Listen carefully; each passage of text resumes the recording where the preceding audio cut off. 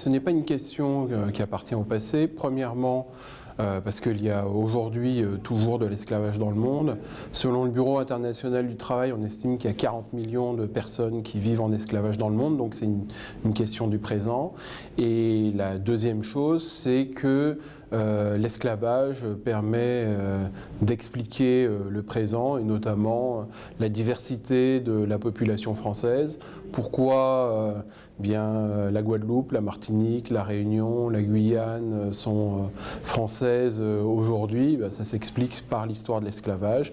Pourquoi il y a des Noirs en France, ça s'explique également, enfin en partie par l'esclavage. Donc c'est une question qui est tout à fait présente.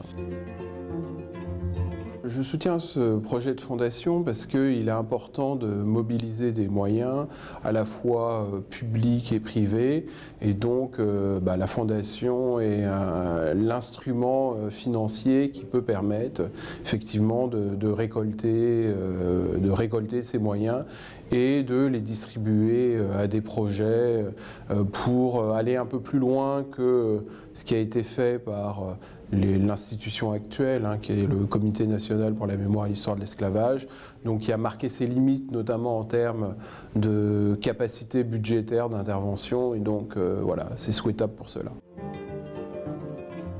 Je pense que le mémorial des noms est un bon moyen à la fois d'allier donc l'histoire et la mémoire. Tous ces noms ont été retrouvés à partir des archives de l'époque. Ce sont parmi les 4 millions d'esclaves qui a eu lieu, les 4 millions d'esclaves des colonies françaises. On a retenu le nom de 250 000, les 250 000 qui ont aussi connu l'abolition, qui sont devenus citoyens après cette abolition.